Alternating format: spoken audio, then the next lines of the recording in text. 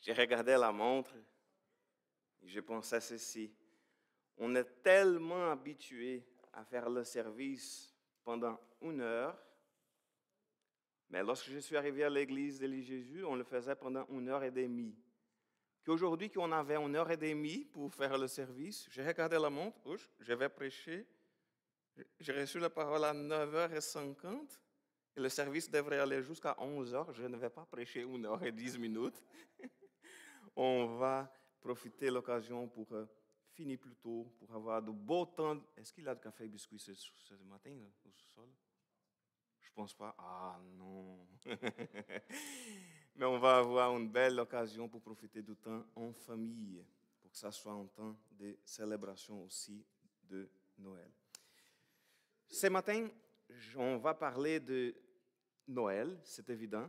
Et je ne sais pas pour vous, mais pour moi, Noël, c'est un moment merveilleux. C'est l'un des moments les plus merveilleux de l'année. Pour plusieurs raisons. Si on regarde parfois, il est question de les rues qui s'illuminent. On regarde, je ne sais pas proche de chez vous, mais proche de chez moi, il y a plein de rues qui sont colorées. C'est beau. Et pour moi, il a une nouvelle beauté, c'est que lorsque la rue est colorée, mais ce qu'il n'a pas de neige, ce n'est pas la même chose. Mais la neige et les décorations de Noël, ça fait beau. Pour vous, ça c'est normal, c'est évident. Pour moi, c'est la 4e fois que je le vois. Alors, c'est pas mal un très beau moment de l'année. C'est aussi un moment de joie parce que les familles s'y rassemblent, on échange des cadeaux, on mange ensemble, on jase ensemble, on a des beaux moments de communion fraternelle entre frères et sœurs. Parfois, les membres de la famille que ça faisait du temps qu'on ne voyait pas, on les revoit. Parfois, des amis, on invite chez nous.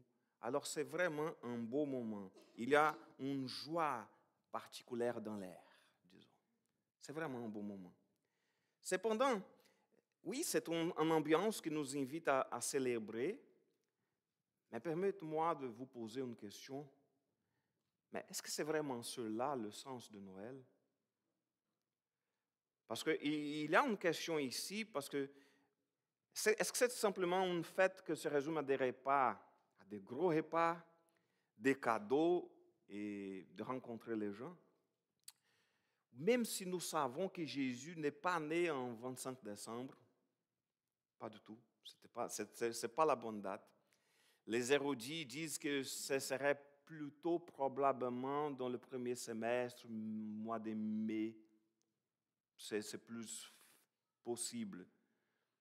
Mais là, le monde a décidé de le célébrer le 25 décembre. Alors, même si nous savons que ce n'est pas la bonne date, alors mettons accent sur la naissance de Jésus à ce moment-là, pour que les gens puissent voir, OK, même si les gens se réjouissent, même si les gens pensent, OK, voilà, c'est des sapins de Noël, c'est des belles lumières, ce sont des beaux cadeaux, mais il y a un message important à partager. Un message important à partager, c'est exactement la naissance de Jésus, la venue de Dieu, le Fils parmi nous. Alors, il est question que c'est une belle fête, il y a de bonnes célébrations, mais j'aime bien, par exemple, même mentionner des affaires de la décoration de Noël qui parfois on ne pense pas, mais il y a des éléments aussi liés à Jésus dans un sapin de Noël, par exemple.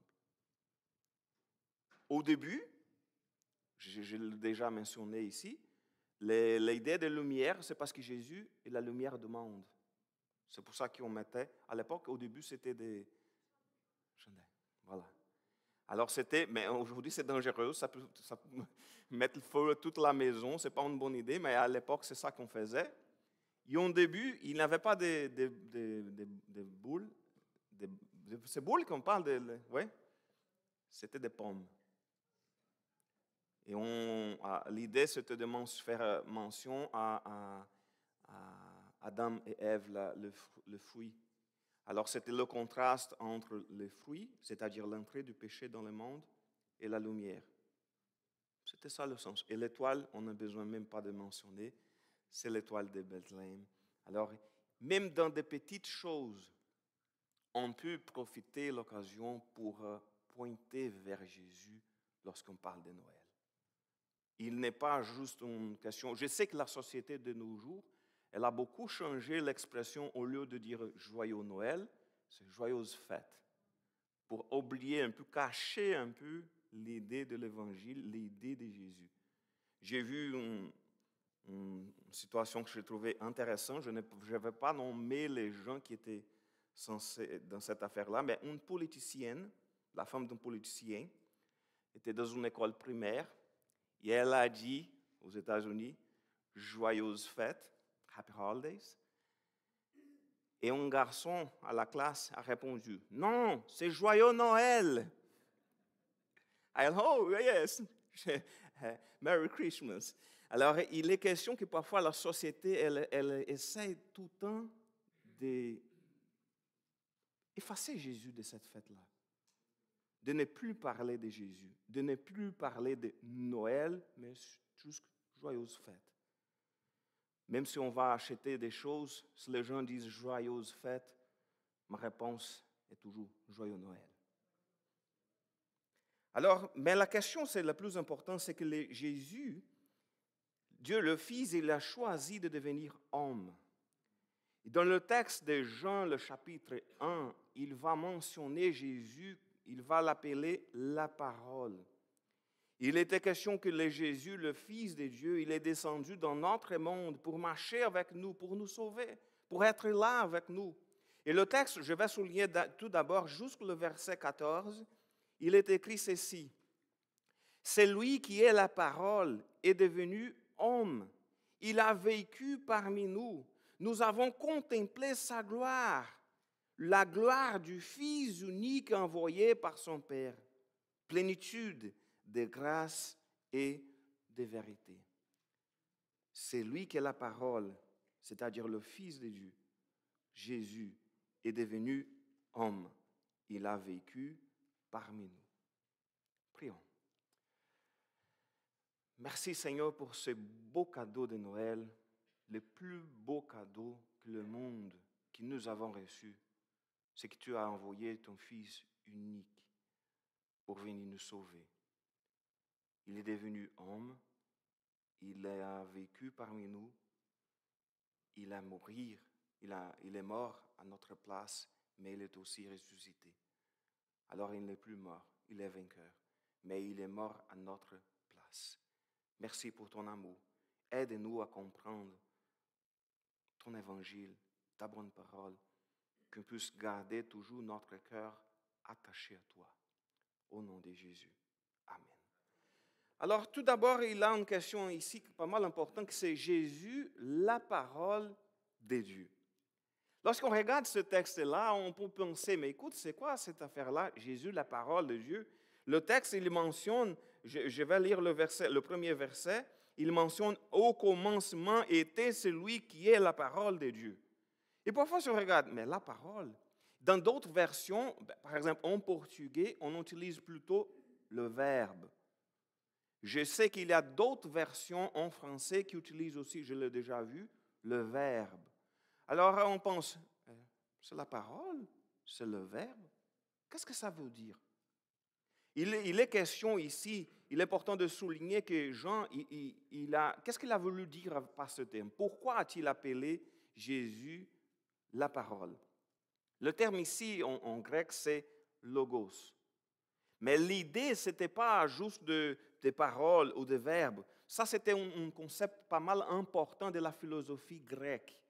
Alors, il était une chose, lorsque les gens parlaient à l'époque de logos, les gens savaient de quoi on parle. Mais pour nous, le logos est devenu chair ou est devenu homme, ça veut dire quoi? C'est quoi logos? Au Brésil, c'est une radio, une émission de radio qu'on peut écouter, Logos FM. Mais c'est tout, il n'y a pas d'autre chose, il n'a pas de sens. Juste de dire que Jésus est la parole de Dieu ou c'est le verbe de Dieu, ça n'apporte pas de sens pour nous. Mais l'idée dans le contexte de la philosophie grecque, c'était que logos représentait, disons, la raison, disons, une force abstraite, ce n'était pas une personne, une force abstraite qui apportait l'ordre et l'harmonie à l'univers. C'était comme une énergie qui contrôlait toutes les choses, le monde. Et ce que Jean vient de dire, c'est, écoute, je vais prendre ce contexte-là que vous le connaissez bien pour vous dire que c'est lui qui contrôle le monde, c'est lui qui est le maître de l'univers. Il n'est pas une force, c'est une personne. C'est le Dieu Tout-Puissant. Il prend un concept que les gens le connaissaient déjà pour dire, hey, vous avez mal compris l'idée. Oui, il existe un logos. Oui, il existe quelqu'un qui est le maître de l'univers. Il y a vraiment une force qui met l'univers à l'ordre et à l'harmonie, mais ce n'était pas une force. C'est une personne. C'est Jésus. Alors pour nous, cette idée de Jésus est la parole, on ne peut pas même mal comprendre cette affaire-là et regarder la Bible. Est-ce qu'il a, parce qu'on appelle aussi la Bible la parole de Dieu. Est-ce que ça c'est Jésus? Non, ça ce n'est pas Jésus. Mais l'idée ici, c'était dans ce contexte de la philosophie de l'époque, de quelqu'un qui contrôlait l'univers, qui mettrait les choses en ordre. Alors Jean, il va reprendre ce contexte philosophique de l'époque, philosophique grecque, pour montrer que le logos n'est pas une force abstraite, mais c'est une personne, c'est Jésus-Christ. Pour nous, dans un premier moment, ça n'avait pas de sens de dire Jésus est le logos. Au commencement, était celui qui est le logos. C'est quoi ça? Mais les gens de l'époque ont tellement bien compris. Mais ça, la question, c'était plus pour que les gens de l'époque, pour que les Grecs puissent bien comprendre, pour les gens de l'époque pouvaient vraiment comprendre la profondité de Jésus, c'était surtout ici de souligner la divinité comme le maître de l'univers et aussi l'éternité de Jésus, comme on va voir maintenant. Alors, parce que la première chose qu'on voit ici, c'est qu'il existait dès le commencement. Au commencement était celui qui était la parole de Dieu, c'est la première partie, c'est le verset 1, la première partie. Alors, il était question de parler, on parle ici, on laisse clair que Jésus, le Fils de Dieu, j'ai déjà mentionné cela ici, il n'a pas 2020 quelque chose en est. Non. Jésus, le bébé, le fait de le Dieu, le Fils est devenu chair, c'est devenu homme. Oui, ça fait 2000 quelque chose années, mais il existait depuis toujours. Il n'est pas une créature de Dieu. Il n'a été pas créé. C'est le contraire. Il a créé les choses par lui. Mais d'abord, la question ici, c'est qu'il existait dès le commencement. Il existait depuis toujours. Alors, il est question de l'éternité de Jésus. Alors, c'est pour ça qu'on a la misère à accepter la phrase qui est utilisée souvent par les catholiques comme si Marie est la mère de Dieu, parce que ça donne une idée de quelque chose qui vient avant. Oui, Marie était la mère de Jésus, le Fils de Dieu en forme humaine, mais Jésus, il est depuis toujours. Il n'a pas commencé dans le ventre de Marie. Il était là depuis toujours, dès le commencement. Alors, ce que Jean voulait souligner ici, c'est que Jésus n'était pas créé.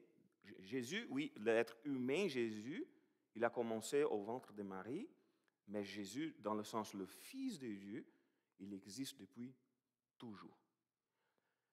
La deuxième chose que le texte nous montre, c'est la partie B du verset 1 et le verset 2 qui parle qu'il était avec Dieu, il était lui-même Dieu. Au commencement, il était avec Dieu. Alors, il parle ici, c'est pas mal compliqué. Écoute, qu'est-ce que ça veut dire? Il était avec Dieu, il était lui-même Dieu, mais pour nous, il n'a pas de sens. Ou la personne est Dieu, ou elle était avec Dieu. Mais il faut nous rappeler qu'on ne parle pas d'une personne normale. Il n'est pas question, on parle de Dieu. Lorsqu'on va essayer de comprendre Dieu, c'est beaucoup plus difficile. Parfois, notre tête, elle va brûler si on va essayer de tout comprendre de Dieu. On dit parfois qu'on utilise une expression dans mon pays qu'on dit que comme ça, on voit la fumée sortir de la tête lorsqu'une personne essaie de comprendre quelque chose de compliqué. Et voilà. Il est question ici de la Trinité. Il est question ici de parler qu'il y a 3 personnes, mais que ces 3 personnes-là sont un seul Dieu. C'est pour ça qu'il a souligné qu'il était avec Dieu, parce qu'ils sont 3 personnes différentes, le Père, le Fils et le Saint-Esprit, mais il était Dieu lui-même. Et tous les 3 sont un seul Dieu. Alors si on va essayer vraiment de comprendre dans le détail cette affaire-là, oublie ça. Et c'est ça, c'est le genre de choses qu'on comprend pas du tout bien, mais on dit, écoute, la parole de Dieu m'a dit qu'il y a un seul Dieu. La parole de Dieu m'a dit qu'il y a le Père, le Fils et le Saint-Esprit. Jésus nous a dit que lui et le Père, ils sont un. Alors, il est question d'une Trinité, il y a un seul Dieu, il se présente à travers 3 personnes, le Père, le Fils et le Saint-Esprit. Dans les détails, comment ça marche, on ne peut pas expliquer. Je sais que c'est une communion parfaite et qu'ils sont égaux. Dans le moment que Jésus est venu sur la terre, dans ces moments-là, d'une façon temporaire, il était soumis au Père. Mais ils sont égaux. Il était là depuis le début, il était lui-même Dieu. Alors lorsqu'on parle de la venue de Jésus, on ne parle pas simplement d'un bébé qui vient de naître, quelle joie de savoir qu'un bébé est né. Oui, c'est une joie de savoir qu'un bébé est né, mais ce n'est pas du tout juste qu'un bébé. C'est le maître de l'univers, c'est le Logos de Dieu. C'est celui qui est lui-même Dieu. Et la parole nous souligne aussi au verset 3 que Dieu a tout créé par lui. Rien de ce qui a été créé n'a été créé sans lui. Et ça, c'est pas mal intéressant lorsque on utilise l'expression « la parole » au lieu de le verbe. Parce que, rappelez-vous, si on regarde le livre de la Genèse, c'est comment que Dieu a créé toutes les choses? Sa parole. Il a donné l'ordre qu'il soit fait. Les choses se faisaient. C'était par sa parole. On voit dans la Genèse que tout a été créé par sa parole. La seule exception, c'est l'être humain, qu'il a vraiment fait avec ses propres mains. Mais si on regarde ici, il était question dans la Genèse d'être créé par la parole de Dieu. Et si on regarde le Nouveau Testament, on parle que Jésus est la parole. Et Jean va préciser que tout a été créé par lui, parce que tout a été créé par la parole de Dieu. Alors tout a été créé par Jésus. C'était à travers Jésus. Rien de ce qui a été créé n'a été créé sans lui. Et lorsque je regarde, il faut se rappeler que les Juifs nous comprenaient, même aujourd'hui, ils ne comprennent pas du tout l'idée de la Trinité. Il n'y a pas de Père, Fils et Saint-Esprit, c'est juste le Père qui est là. Ils n'appellent même pas Jésus de Père. Okay? Mais pour eux, si on regarde l'Ancien Testament, on parle des gens qui ne comprenaient pas du tout l'existence d'une Trinité. Mais si on regarde, par exemple, la création de l'homme, qu'est-ce qu'il a dit, et des femmes? Faisons-le. Ce n'est pas moi je vais le faire. C'est faisons-le à notre image, notre ressemblance. Ah non, mais les Juifs vont dire, ah, mais il était question de Dieu et les anges. Mais c'est où la parole de Dieu qui dit que les anges ont été utilisés pour créer les choses?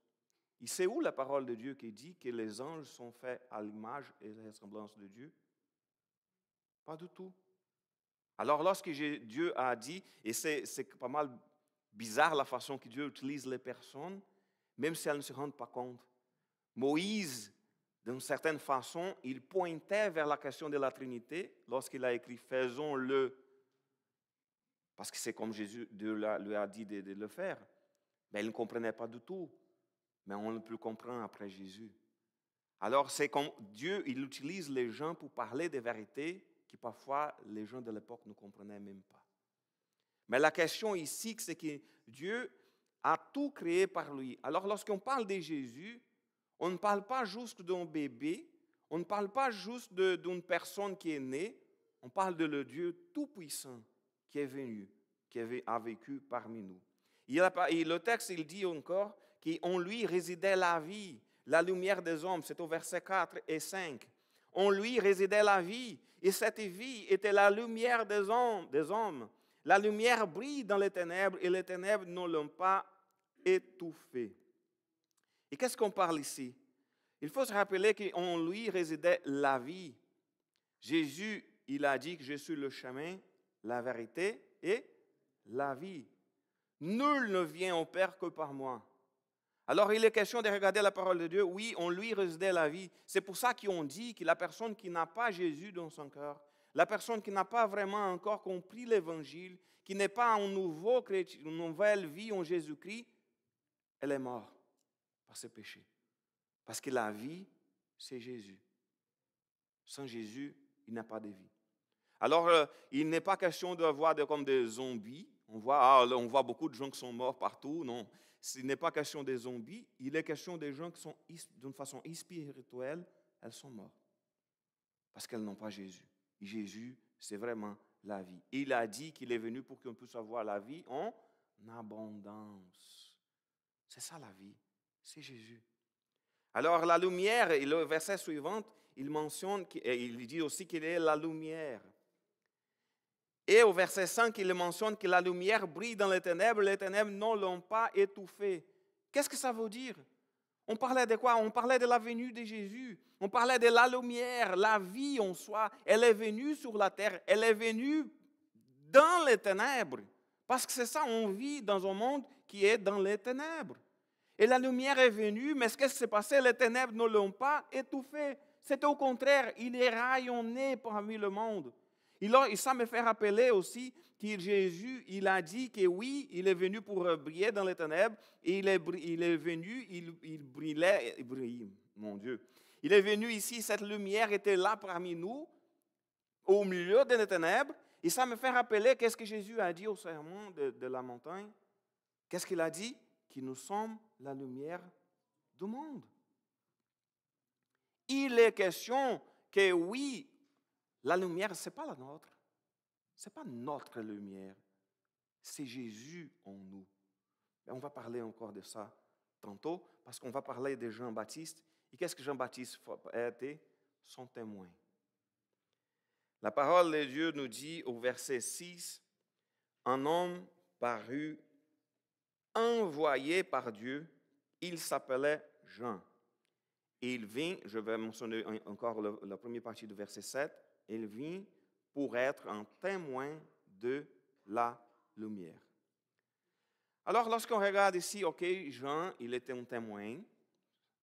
Il disait qu'il est venu pour préparer le chemin, il est venu pour être un témoin de la lumière. Et si on regarde, ça c'est l'accomplissement d'une prophétie. Désolé parce que dans l'Ancien Testament, parfois, les noms des prophètes, parfois on utilise le CH comme c'était ch, et parfois comme c'était un Q. C'est Malachi ou Malaki? Malachi. En français, en général, le CH, c'est pas... OK, allons-y. Malachi, chapitre 3, je disais, en arrivant à l'église, je vais poser la question à quelqu'un. En arrivant à l'église, je vais poser la question à quelqu'un. Lorsque j'ai vu ici, Malachi, oh mon Dieu, j'ai oublié de mentionner. C'est comme Michée, c'est pas Mickey. OK, c'est pas Mickey Mouse, le prophète. Malachi, chapitre 3, le verset 1, il est écrit, « Eh bien, je vais envoyer mon messager. » Ça, c'est une prophétie. On parle de 400 ans avant Jésus. Je vais envoyer mon messager pour qu'il aplanisse la route devant moi. Alors, il était question de quelqu'un qui venait préparer le chemin, d'aplanir la route devant moi, devant le Seigneur. Je vais envoyer un messager. Et ils disent encore, et soudain, il viendra pour entrer dans son temple, le Seigneur que vous attendez. C'est-à-dire qu'il y avait quelqu'un qui le prophète Malachi disait, qui va venir préparer le chemin pour la venue du Seigneur. Alors, il n'est pas question de quelqu'un qui préparait le chemin pour d'autres prophètes. Il n'était pas question de quelqu'un qui préparait le chemin juste pour le Messie. Il n'était pas question juste de Messie. Il est question de le Seigneur lui-même. C'est ça que le prophète Malachi il dit. Il viendra pour entrer dans son temple. Le Seigneur que vous attendez, c'est lui qui viendra après. C'est l'ange de l'Alliance appelé de vous. Le voici, il arrive, déclare l'Éternel. Le Seigneur des âmes célestes, le Seigneur des âmes célestes est venu. C'est Jésus. Et Jean-Baptiste est venu pour être son témoin, pour qu'aplanisse la route pour qu'elle puisse venir. Et ça, je reviens à la question au début du verset 7, qu'il est écrit qu'il vient pour être un témoin de la lumière. Et lorsqu'on parle d'être témoin de la lumière, au verset 7 et 8, il est écrit ceci: il vient pour être un témoin de la lumière, afin que tous les hommes croient par lui. Il n'était pas lui-même la lumière, mais sa mission était d'être le témoin de la lumière. Ça me fait penser à nous, en tant qu'Église. Lorsque Jésus nous a dit, il n'a pas juste dit que nous sommes les témoins de la lumière. Il a dit, vous êtes la lumière du monde. Mais comme je disais tantôt, ce n'est pas ma lumière, c'est Jésus en moi. Ce n'est pas l'Église doit rayonner parce qu'on va tout mettre des choses colorées tout autour de l'Église pour qu'elle puisse rayonner dans son voisinage. Il est question qu'on puisse briller la lumière de Jésus parmi les gens qui sont autour de nous. Il est question d'être le témoin de la lumière. Et je reviens alors au texte de Matthieu, chapitre 5. Lorsque Jésus a dit que nous sommes de la lumière du monde, il a dit qu'on devrait agir d'une telle bonne façon que les personnes puissent voir nos bonnes œuvres et regarder vers qui? Le Père. Rendre gloire au Père. Il est question de regarder notre façon de vivre, notre façon d'agir. Pour être la lumière, pour être un témoin de la lumière, pour sa mission à lui, c'était d'annoncer Jésus, c'était d'annoncer, d'être un témoin de la lumière, afin que tous les hommes croient par lui. Notre mission aussi en tant qu'Église, c'est pareil. Mais Jésus ne nous a pas simplement dit que nous sommes les témoins de la lumière. Oui, nous sommes des témoins de Jésus, nous sommes des ambassadeurs de Jésus, mais nous sommes aussi la lumière. Parce que c'est à travers nos vies que Jésus va se montrer au monde. Mais qu'est-ce qu'on peut faire pour que les gens puissent voir en nous Jésus? Ah, je le sais, c'est facile. Comment on peut témoigner? Je vais prendre ma Bible et je vais marcher avec ma Bible en main partout pour montrer que je suis un chrétien. Ou je vais mettre une belle chemise, je vais mettre une croix si gros et que Jésus est ton sauveur. On ne parle pas de ça. Oui, ça pourrait être une bonne idée aussi, mais ça n'est pas le plus important. C'est nos attitudes. Qu'est-ce qu'on va faire? Comment on va agir? Et qu'est-ce que Jésus a dit surtout? Quel est le plus grand commandement? Vous avez sauté le premier. Je sais, vous savez déjà qu'est-ce que je voulais dire, mais il faut mentionner le premier. Écoute, aimer le Seigneur de tout notre cœur, de toute notre force, etc. Mais deuxième, et c'est pareil, c'est important comme le premier, aimer notre prochain. Alors nous, en tant que chrétiens, on ne peut pas agir avec notre cœur plein d'amertume, plein de souffrance, plein de haine envers les autres. Je vous donne un exemple. Parfois, on voulait montrer que quelque chose est un péché, mais au lieu de parler avec la personne, avec amour, douceur, pour essayer de le montrer avec amour, comme un père qui va corriger ses enfants, parfois on va pointer le doigt, on va faire des accusations, on va faire d'une façon que la personne ne va pas voir qu'il y a de l'amour, mais elle va penser qu'il y a de la haine. Parfois, je vais donner un exemple, les gens accusent les chrétiens d'être homophobes, par exemple, de faire de l'homophobie. Je vous dis, parfois, ils ont pas mal de raisons. Parce que parfois, la façon qu'on parle des choses, ça ne montre pas du tout l'amour. Pas du tout. C'est le contraire. Parfois, on dit on a la bonne chose à dire, mais on n'utilise pas la bonne expression, la bonne façon. Et au lieu de montrer l'amour de Dieu, c'est comme si on rejetait les gens. Faisons attention, parce qu'il est question d'aimer notre prochain, d'aimer les gens qui sont dans notre entourage, de montrer l'amour de Dieu envers les autres. Mais comment je peux montrer l'amour? Il y a plein de façons de montrer l'amour. Si on peut aider une personne, on va l'aider. Puis-je te donner un coup de main? Si on peut donner un mot d'encouragement, on va le donner. Si on peut prier pour la personne, on va prier. Alors, parfois, on pense à l'amour, par exemple, entre nous, entre des frères et sœurs. Il est beaucoup plus profond que, lorsque j'ai déjà dit cela ici, est beaucoup plus profond que prendre du café et biscuits au sous-sol. Il est question de vraiment être là au moment du besoin. Lorsque la personne elle a besoin. Hey, je suis là pour toi. Je ne sais pas quoi faire. Parfois, on ne sait même pas quoi faire, mais je suis là. Notre voisin, est-ce qu'il a besoin d'aide? Il y a une chose qui, ici, je trouve qu'il y a une nuance dans la culture que j'ai trouvé difficile au début. Par exemple, c'est bien normal si on voit quelqu'un faire une chose dans mon pays et on peut simplement, je vais t'aider, et on commence à aider la personne. Parfois, par exemple, si une personne âgée fait une chose et on commence à l'aider avec ces choses, elle va dire, hey, est-ce que vous pensez que je ne suis pas capable de faire mes affaires? C'est pas ça? Oui. Et quelqu'un m'avait déjà dit cela, et je voyais, oh mon Dieu, je ne sais pas comment je vais réagir si je vois une personne que je pense que ça a besoin d'aide. Et j'habitais encore ici, aux côtés de l'église, et le premier neige, une madame est tombée devant moi. Mais je ne savais pas comment réagir, je ne savais pas, est-ce que je vais aider, ou elle va penser que je pense qu'elle ne peut pas se lever toute seule. Je n'ai rien fait. Après, j'ai dit, oh mon Dieu, ça ne marche pas. Je ne devrais pas agir comme ça. Et j'ai posé la question à quelques membres de l'Église, qu'est-ce que je dois faire? Vous pouvez offrir de l'aide. Mais au moment, avec la question de la culture, je ne savais pas, est-ce que ça va être offensif si je vais aider la personne? Parce qu'au Brésil, c'est comme, oh, je vais t'aider. C'est comme, dans ce cas-là, on ne même parle pas, on va commencer à aider tout de suite. OK, la prochaine fois, je vais poser la question.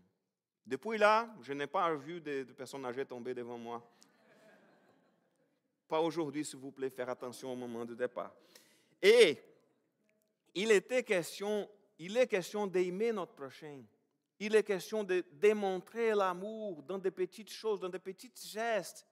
Et si on peut aider d'une façon plus profonde, on va le faire.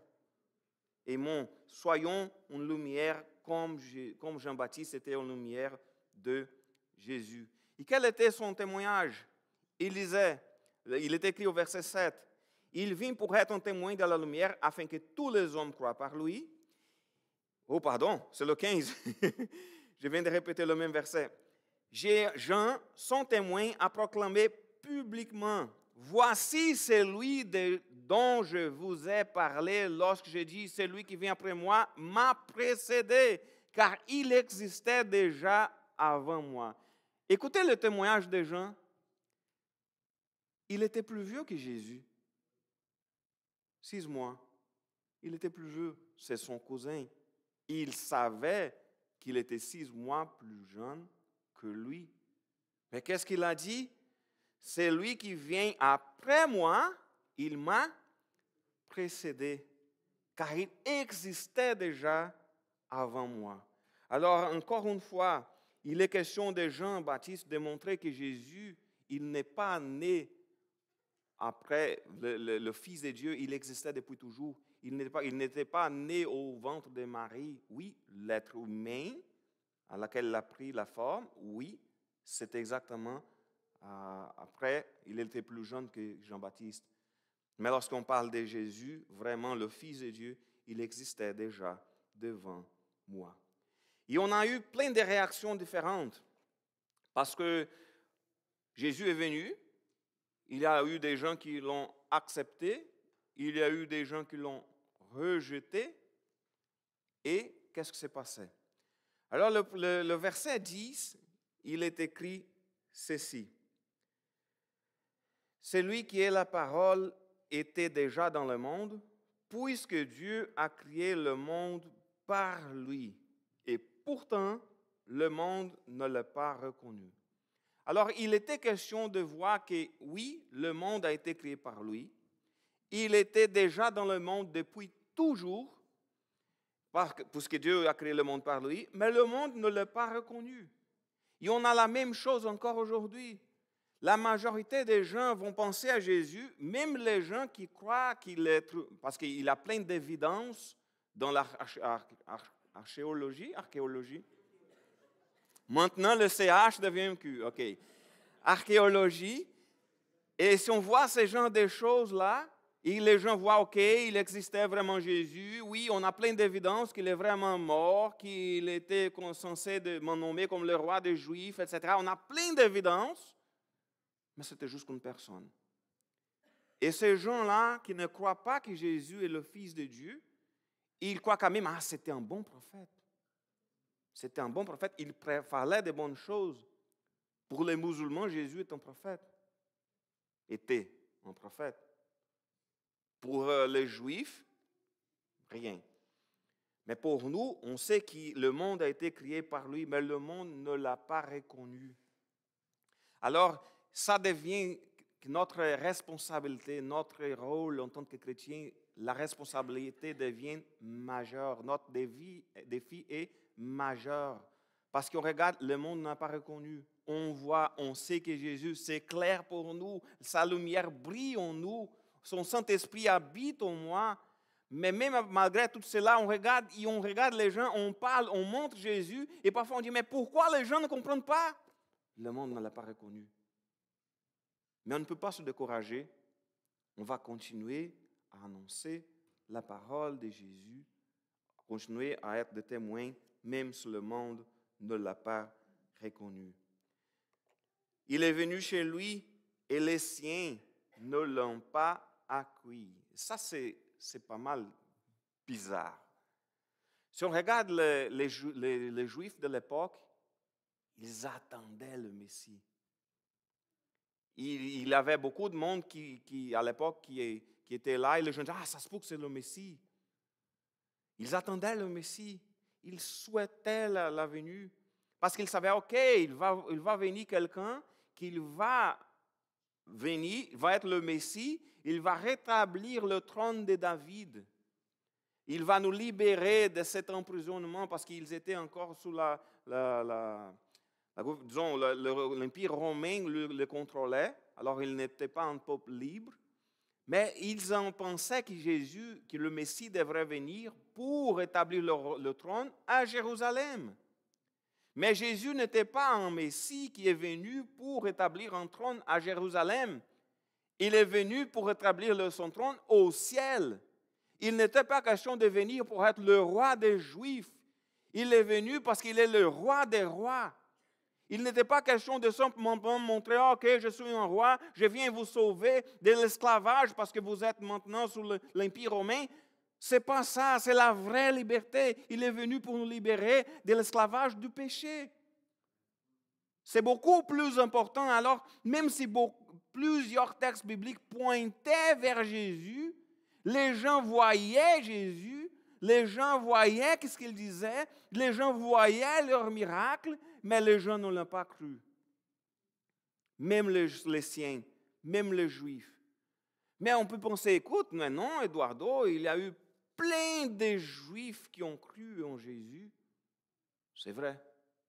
Les apôtres, c'était tous des Juifs. Tous des Juifs. Jésus était un Juif. Les apôtres étaient tous des Juifs. Si on regarde la majorité de le temps, Jésus prêchait, il faisait des miracles. Tout son ministère, presque à, disons, 90%, il était toujours dans le territoire de la Judée, de toute la question-là, parmi les Juifs. Il y a eu quelques événements qu'il rencontrait des Samaritains, mais c'était toujours, lorsqu'on voit toutes les personnes qui ont cru en Jésus, dans le contexte de la venue de Jésus à l'époque, c'était tous des Juifs. Mais lorsqu'on parle que les siens ne l'ont pas accueilli, parce qu'il y a eu beaucoup, la société juive dans l'époque, d'une façon générale, n'a pas cru. C'était le contraire. Qu'est-ce qu'ils ont fait avec lui? Crucifié. Alors, il est question de penser, OK, il est venu chez lui, le Seigneur ne l'a pas accueilli. Mais les gens disaient, mais ils n'ont pas accueilli parce qu'il est venu d'une façon différente de ce qu'ils pensaient. Mais il avait plein de traces dans la parole de Dieu, dans l'Ancien Testament, pour montrer comme vraiment le Messie devrait venir. Alors il était question de, oui, il est venu chez lui, les siens ne l'ont pas accueilli. Mais voilà le privilège de ceux qui croient en Jésus.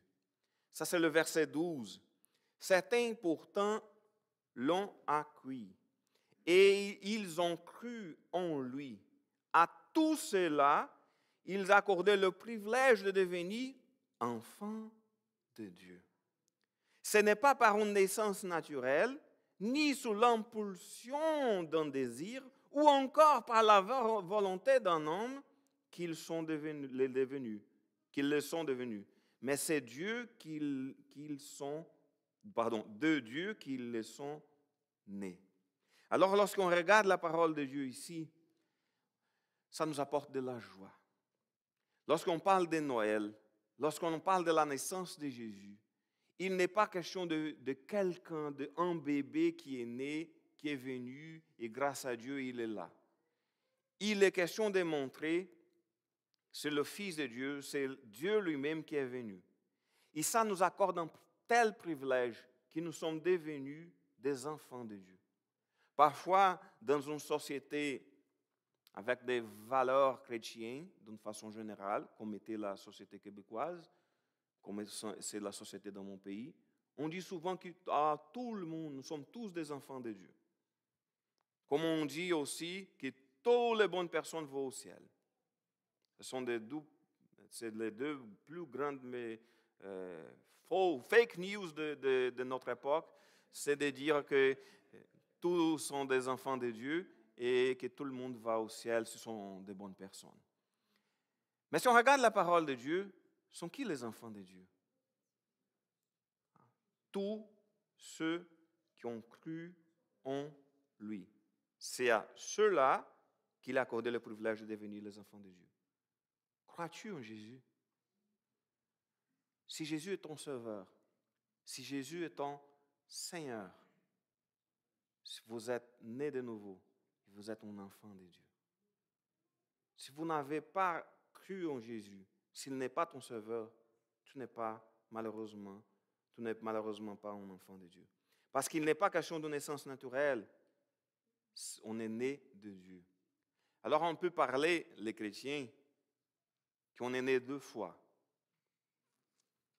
La première fois, au moment de votre naissance naturelle, et une deuxième fois, au moment que vous avez compris l'Évangile, que le Saint-Esprit a transformé votre cœur et que vous êtes devenu un enfant de Dieu. Je ne sais pas si vous savez la date, parce qu'il y a eu des gens qui ça s'est passé dans un moment particulier, qui ont pu se rappeler, c'était telle date, alors je vais fêter une trentaine d'années que je suis chrétien, alors je me rappelle de la date, mais il y a d'autres personnes comme moi, que ça fait tellement de temps que je suis plus capable de dire c'était quand.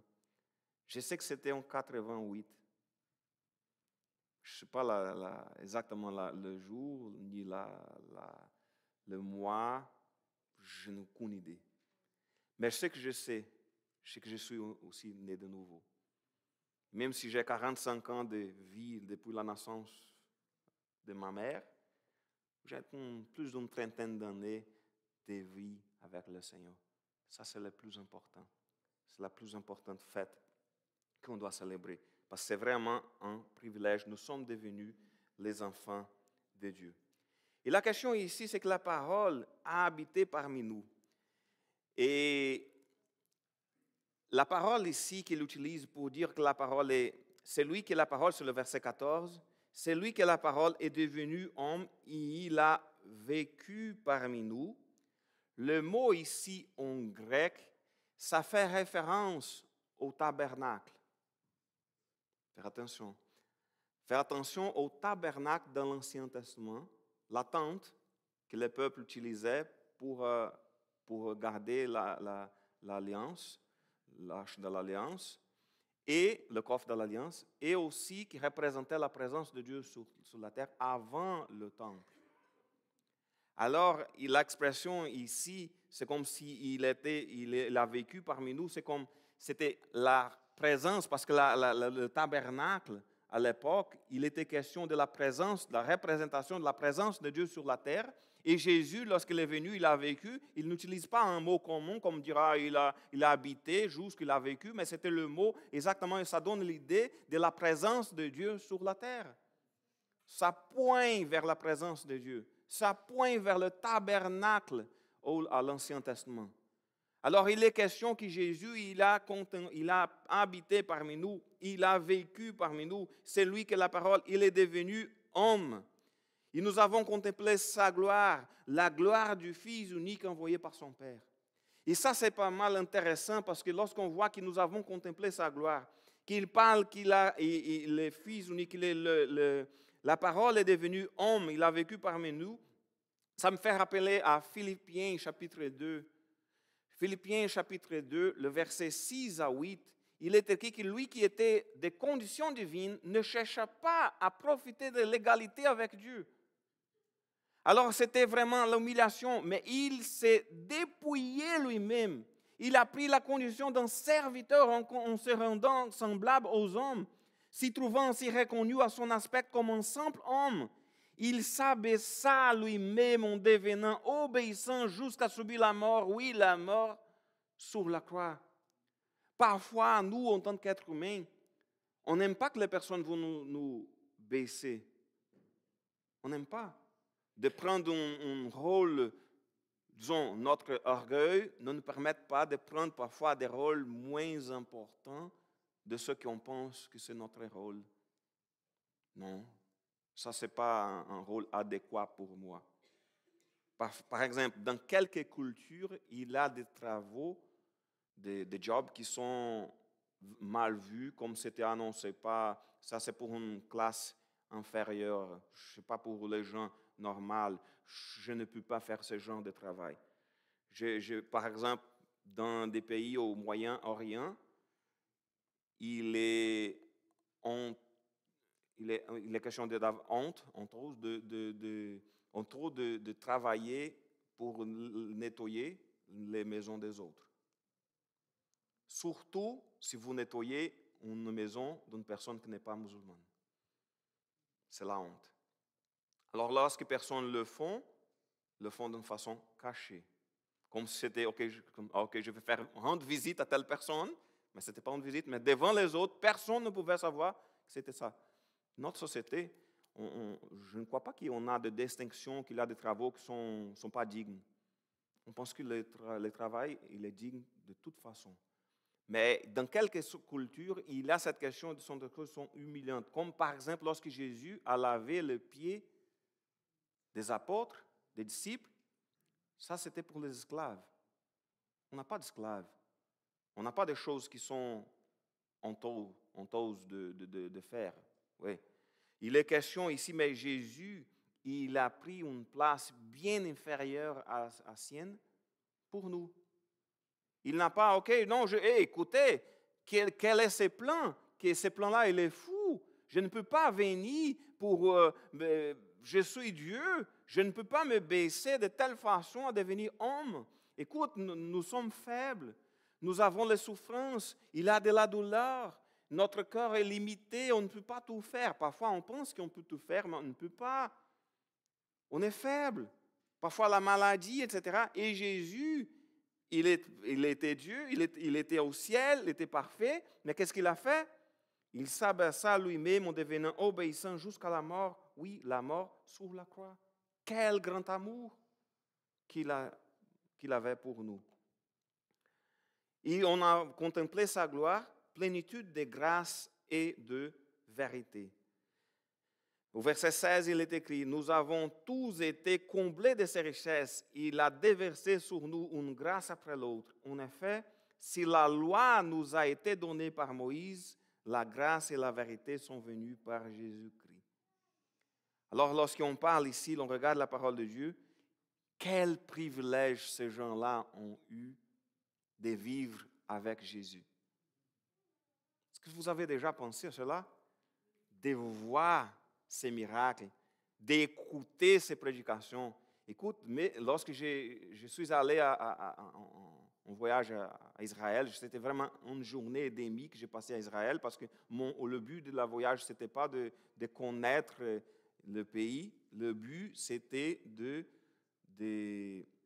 faire un voyage missionnaire au Moyen-Orient. Mais on a profité une journée et demie en Israël, même si juste le fait que je voyais, juste parce que je voyais les endroits, je voyais, j'étais là sur la mer de la Galilée, le lac, je voyais, c'était ici que Jésus a calmé la tempête, je voyais les endroits, j'étais, oh mon Dieu, c'est vraiment un privilège, je suis là, Jésus était ici. Imaginez-vous les gens qui l'ont vu, qui étaient là à ses côtés.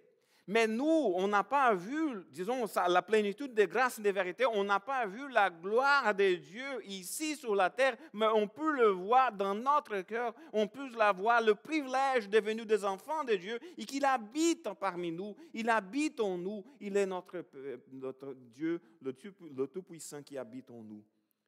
La grâce et la vérité sont venues par Jésus-Christ.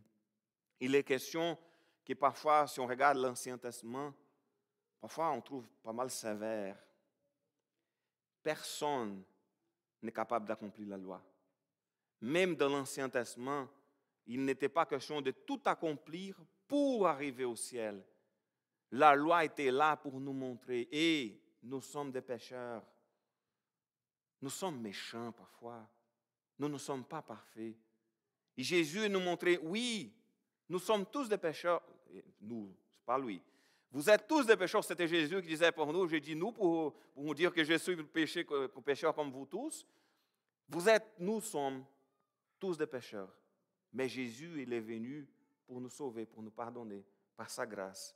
Alors, si la loi nous montrait que nous sommes faibles, que nous sommes imparfaits, que nous ne méritons pas l'amour de Dieu, qu'est-ce que Jésus nous a montré? C'est par la grâce que nous sommes sauvés, par le moyen de la foi. Cela ne vient pas de Dieu. Et le verset 18, personne n'a jamais vu Dieu. Dieu, le Fils unique qui vit dans l'intimité du Père, nous l'a révélé.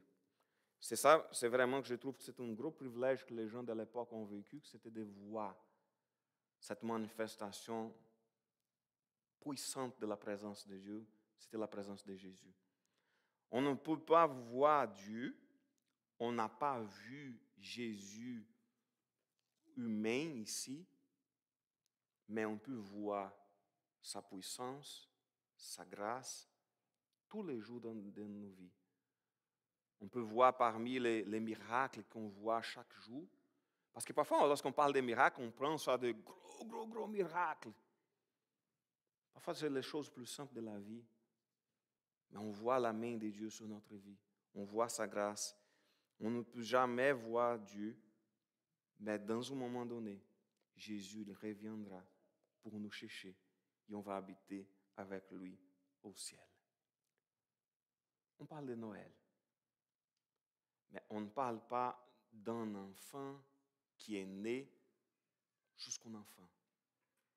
On ne peut pas simplement parler de Noël et dire « Ah, tellement, quelle joie, c'est un enfant qui est né !» Oui, c'est un enfant qui est né. Mais c'est surtout le Dieu Tout-Puissant qui est devenu homme. Il a vécu parmi nous. Et c'est par lui que nous sommes sauvés. Il a donné sa vie pour nous. Alors, qu'on puisse être comme Jean-Baptiste, qui était lumière dans ce monde, qu'on puisse parler de la vraie lumière qui c'est Jésus, qu'on puisse être des témoins comme Jean-Baptiste, qu'on puisse vraiment montrer l'amour de Dieu envers les autres, pour les gens qui sont dans notre entourage, qu'on puisse vivre vraiment comme des enfants de Dieu, qu'on puisse être des témoins de sa grâce et de sa vérité. Amen. J'invite les musiciens à prendre place sur l'estrade. On va chanter un dernier chant. Et je m'excuse pour les gens qui ne savaient pas que le service aujourd'hui commençait à 9h30.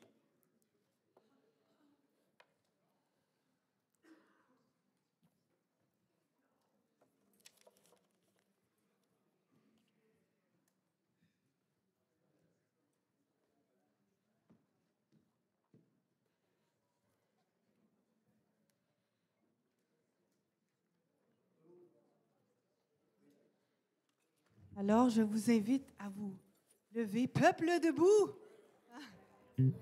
Chantons ensemble. Minuit chrétien. Na hora de o quê?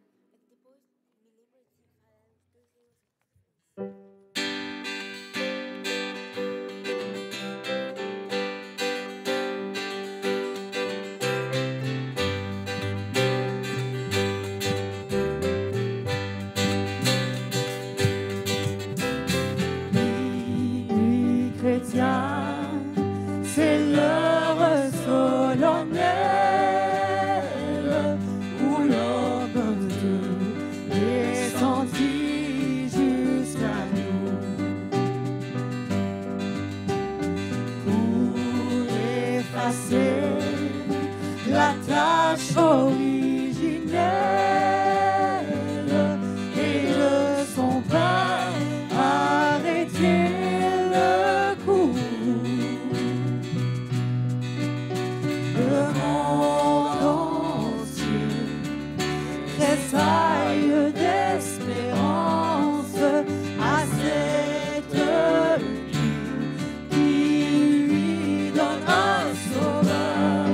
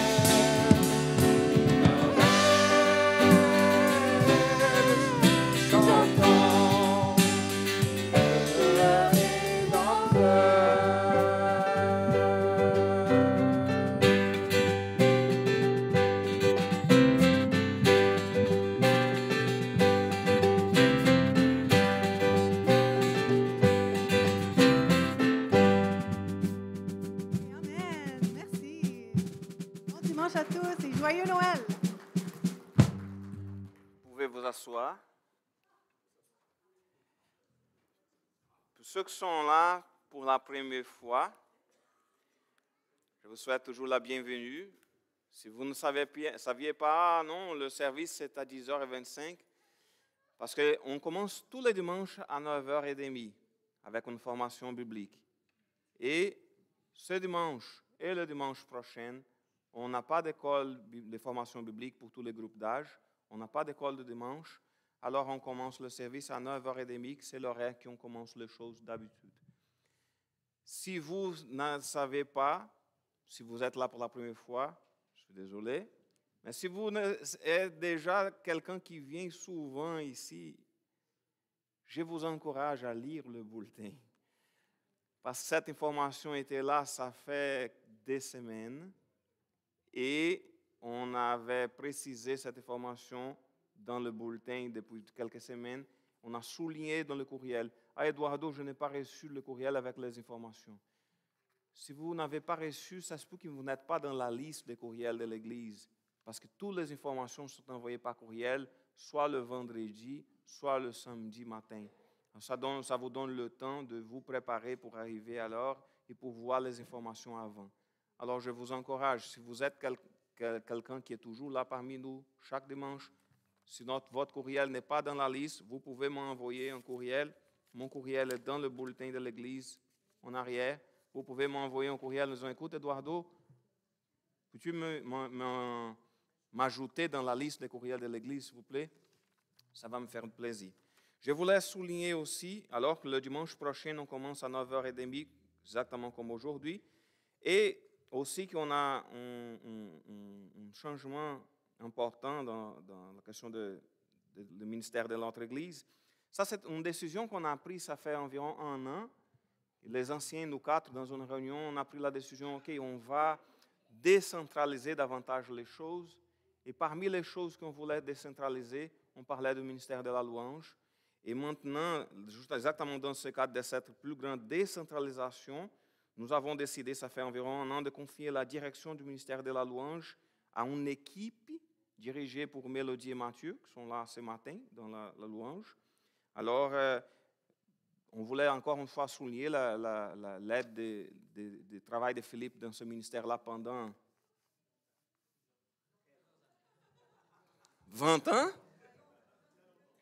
très longtemps, et qu'on puisse prier pour cette nouvelle équipe. On va parler après c'est qui l'équipe. On va avoir des réunions avec tous les membres du ministère pour montrer, pour expliquer dans les détails quels sont les plans pour l'avenir de ce changement. Alors qu'on puisse prier, remercier Philippe pour le temps et aussi qu'on puisse prier pour la nouvelle équipe ça va être capitainée, dirigée par Mélodie et Mathieu, que Dieu puisse vous bénir dans ce ministère. Ça faisait quelques mois, on avait prié pour eux parce qu'ils laissaient la leadership de la jeunesse et voilà, ils prennent notre rôle maintenant dans leur vie, alors qu'on puisse prier pour ça. Alors, encore une fois, non, il n'y a pas de biscuits café au sous-sol. Oublie ça. Malheureusement, il n'y en a pas. Voilà, je vous souhaite un joyeux Noël et que Dieu vous bénisse. Et on va prier maintenant pour finir le service. Merci Seigneur pour ce matin. Merci pour le privilège de te louer, de te servir. Merci pour ta bonne parole. Merci surtout parce que tu as envoyé ton Fils unique pour venir ici sur la terre. Il est devenu homme. Il a vécu parmi nous. Il est mort à notre place, mais il est ressuscité. Je te remercie pour le salut en Jésus-Christ. Je te remercie pour le privilège d'être des enfants de Dieu. Merci pour ta grâce, pour ta fidélité et ton amour. Merci pour chaque personne qui est là ce matin, que tu puisses nous bénir, que tu puisses nous guider au centre de ta volonté, qu'on puisse avoir une belle semaine et qu'on puisse profiter pour Noël pour être des témoins de Jésus. Au nom de Jésus. Amen. Que Dieu vous bénisse. Joyeux Noël.